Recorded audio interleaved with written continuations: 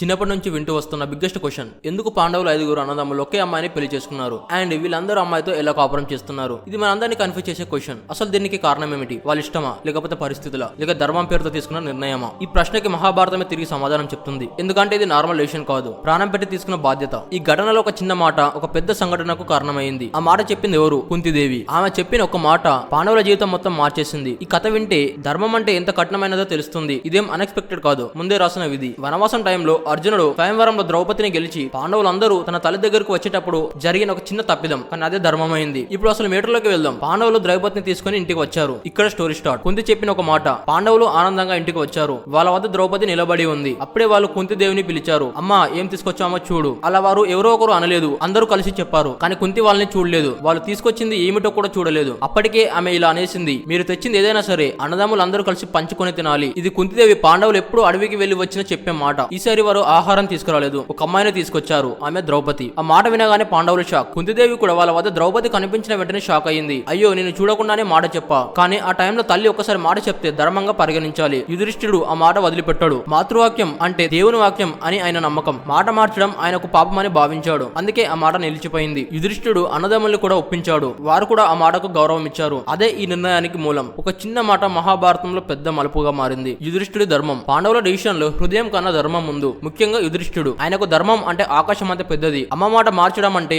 ఆయన అస్సలు చేయలేడు. అందుకే ఆయన అన్నదమ్ములతో ఇలా చెప్పాడు, అమ్మ చెప్పింది ఏదైనా ధర్మం, దాన్ని మనం తప్పకుండా పాటించాలి. ఈ నిర్ణయం వాళ్ళకు ఇష్టం వల్ల కాదు, సమాజానికి వేదానికి అనుగుణంగా తీసుకున్నారు. అప్పటి కాలంలో పోలాండ్రీ అంటే చాలా కామన్. అంటే ఒకే అమ్మాయిని అనేక భర్తలు చేసుకోవడం అప్పట్లో చాలా కామన్. శాస్త్రాలు కూడా అనుమతించేవి. అందుకే మహర్షులు వారి వివాహాన్ని అంగీకరించారు. ఆ సమయానికి ఇది పూర్తిగా సరైన పద్ధతే. యుధిష్ఠిరుడు నిర్ణయానికి ఇలా బలమిచ్చాడు. ఆయన లీడర్షిప్ వల్ల ఇది సాధ్యమైంది. అన్నదమ్ముల మధ్య ఏ విభేదం లేకుండా జరిగింది. ధర్మం ముందు వ్యక్తిగత ఇష్టాలు చిన్నవి, అది పాండవుల జీవిత విధానం. ఈ నిర్ణయం ఏకత్వం కోసం, భవిష్యత్తులో వాళ్ళు విడిపోకుండా ఉండాలి అనేది ప్రధాన ఉద్దేశం. అండ్ అది నిజంగానే జరిగింది. పాండవుల యూనిటీ ద్రౌపది వల్లే పాసిబుల్ అయ్యింది. ఈ వివాహానికి మరో లోతైన కారణం ఉంది. ద్రౌపది గత జన్మలో కోరుకున్న కోరిక.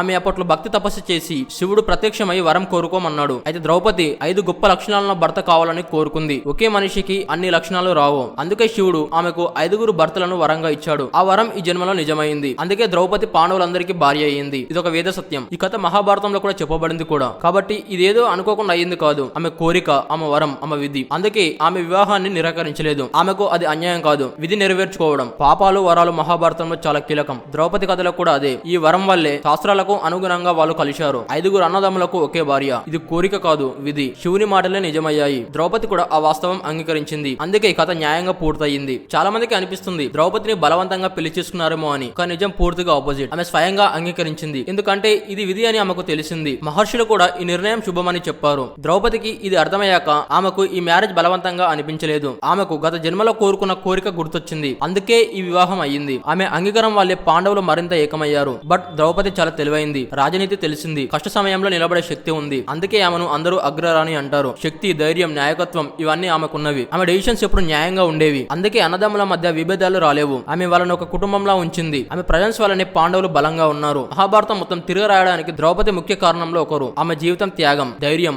బాధ్యతల మిశ్రమం. ఇది అర్థం చేసుకుంటే ఈ నిర్ణయం తప్పు కాదు. చెప్పాలంటే ఒక గొప్ప ధర్మ న్యాయం. ఒక కథ ప్రకారం ద్రౌపది పూర్వజన్మలో ఒక మహర్షి కుమార్తె. ఆమెను శిల్వ అనే రాజు ప్రేమించాడు. కానీ ఆమె అతన్ని ఇష్టపడలేదు. కోపంతో శిల్వ ఆమెను శపించాడు. నీకు ఒకే పతి ఉండడు. ఆ శాపం ఈ జన్మలో ఫలించింది. అది శివవరంతో కలిసి నిజమయ్యింది. వచ్చిన విధి ఏదో అదే జరగాలి. శాపం ప్లస్ వరం ఈక్వల్స్ విధి నెరవేర్చడం. ఆమె జీవితం అంతా నీతి నడిపించింది. మహాభారతం కథలో ఇది సాధారణం. ప్రతి ఒక్కరి జీవితంలో శాపాలు వరాలు ప్రభావం చూపుతాయి. ద్రౌపది జీవితంలో కూడా అదే జరిగింది. ఈ శాపం కారణంగా ఆమెకు 5 భర్తలు ఉన్నారు. కథ ఏది చూసినా అన్ని ఒకే నిర్ణయాన్ని చూపిస్తున్నాయి. ద్రౌపది పాండవుల భార్య కావడం అన్ఎక్స్పెక్టెడ్ కాదు, ఆల్రెడీ రిటర్న్. ఇది మహాభారతం యొక్క మ్యాజిక్. పాస్ట్ ఎవరిని వదిలిపెట్టదు. ఎవరైనా తప్పించుకోవాలన్నా పాసిబుల్ కాదు. విధి పిలిస్తే తప్పదు. ఇదే ఈ కథలో పెద్ద థింగ్. విధి రాస్తే మనం అనుసరించాల్సిందే. అప్పట్లో ఎందుకు అనుమతించారు? ఇప్పుడు మనకు ఒకే అమ్మాయిని 5 చేసుకోవడం తప్పనిపిస్తుంది. ఎందుకంటే మన లివింగ్ కల్చర్ కంప్లీట్ గా మారిపోయింది. కానీ మహాభారతం కాలం వేరు. అప్పటి శాస్త్రాలు, నిబంధనలు వేరు. బౌండరీ ఒకే అమ్మాయిని ఎక్కువ మంది చేసుకోవడం కొన్ని ప్రాంతాల్లో సహజమైన పద్ధతి. హిమాలయాల ప్రాంతాల్లో అయితే ఇప్పటికే ఉంది. అది కుటుంబ విభజనను నివారించడానికి, ఒకే ఆస్తి పంచుకోకుండా కుటుంబం యూనిటీగా ఉండడానికి. మహాభారత కాలంలో ఇదే పద్ధతి. కుంతి మాటకు శాస్త్ర బలం ఉంది. మహర్షులు ఆమోదించారు. ద్రౌపది అంగీకరించింది. అన్నదమ్ములు గౌరవించారు. ఈ 4 కలిసి అది ఆ కాలంలో న్యాయం. సమాజం కూడా దీన్ని తప్పుగా చూడలేదు. ధర్మానికి అనుగుణంగా జరిగింది. మనం ఇప్పుడు దీన్ని అర్థం చేసుకోవాలంటే అప్పటి పరిస్థితుల్లో ఆలోచించాలి. అప్పుడు ఇదేం తప్పేమీ కాదు. పూర్తిగా సామాజికంగా అంగీకరించబడింది. మహాభారతంలో చాలా విషయాలు ఇప్పటికీ వింతగా కనిపిస్తాయి. కానీ అప్పట్లో అవి సహజం. ఇదే ఆ కాలం నిజం. ద్రౌపది జీవన విధానం. 5 భర్తలతో జీవించడం సులభం సులభం కాదు, కానీ ద్రౌపది అత్యంత తెలివైన వ్యక్తి. ఆమె జీవితానికి ఒక డిసిప్లిన్. ఒక ఏడాదికి ఒక్కొక్క భర్తను చూజ్ చేసుకుంది. ఆ సంవత్సరంలో ఆమె అతనికే భార్య. మిగతా వారు ఆ గది దగ్గరికి కూడా రాకూడదు. ఈ నిర్ణయాన్ని ఎవరు అతిక్రమించరు. ఒకసారి అర్జునుడు అతిక్రమించాడు, అందుకే 12 సంవత్సరాల వనవాసం వెళ్ళాడు. ఇది ఆ నిర్ణయం ఎంత బలంగా ఉందో చూపిస్తుంది. ద్రౌపది తన ప్రమాణాలను ఎప్పుడు కాపాడింది. ఆమెకున్న డిసిప్లిన్ వల్ల కుటుంబం నిలిచింది. అన్నదమ్ముల మధ్య ఎలాంటి అసూయ లేదు, అన్యాయం అనిపించలేదు. ఆమె అందరిపై సమానంగా ప్రేమ చూపింది. నాయకురాలిగా ప్రవర్తించింది. రాజ్యానికి బాధ్యతగా నిలిచింది. పాండవుల గౌరవానికి కారణమైంది. ఆమె దూషణ వల్లే మహాభారత యుద్ధం జరిగింది. ఆ అవమానం చరిత్రని తారుమారు చేసింది. ఆమె లేకపోతే పాండవుల యూనిటీ ఉండేది కాదు. ఆ ఏకత్వం మహాభారతం యొక్క పునాది. ద్రౌపది పాండవుల హృదయం. అదే ఆమె శక్తి.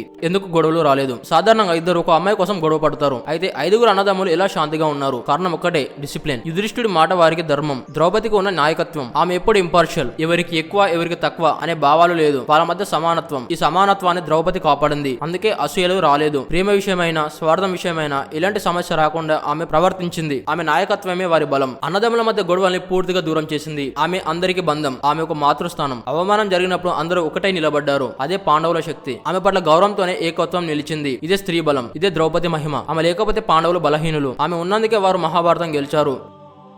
కుంతి చెప్పిన మాట, యుధిష్ఠిరుడి ధర్మబుద్ధి, ద్రౌపది గత జన్మ కోరిక, అప్పట్లో సమాజం అనుమతించిన పద్ధతి, ఇవన్నీ కలిసి ఈ నిర్ణయం చోటు చేసుకుంది. ఇది బలవంతంగా కాదు, పూర్తిగా ధర్మపూర్వంగా జరిగింది. మహాభారతం మనకు చెప్పే పెద్ద పాఠం ఏమిటంటే, కాలం మారితే నిబంధనలు మారుతాయి. అప్పట్లో ధర్మం ఇదే, ఇప్పుడు మన ధర్మం పూర్తిగా వేరు. అర్థం చేసుకోవాల్సింది ఒకటే, మహాభారతం విధి కథ, ద్రౌపది అద్భుతమైన నాయకురాలి కథ, పాండవులు ఏకత్వం, ధైర్యం, ధర్మం. ఈ వివాహం కూడా అదే ధర్మంలో భాగం. ఇది వింత కాదు విలువ, ఇది అన్యాయం కాదు న్యాయం, ఇది తప్పు కాదు ధర్మం. ఒకే అమ్మాయి 5 భర్తలు, మహాభారతం చూపిన అరుదైన నిజం. సో దీని గురించి మీరేమనుకున్నారు కింద కామెంట్ చేయండి. అండ్ మన ఛానల్ ఇలాంటి మిస్టరీస్ ఫ్యాక్ట్స్ చాలా ఉంటాయి, ఒకసారి అయితే చెక్ చేయండి.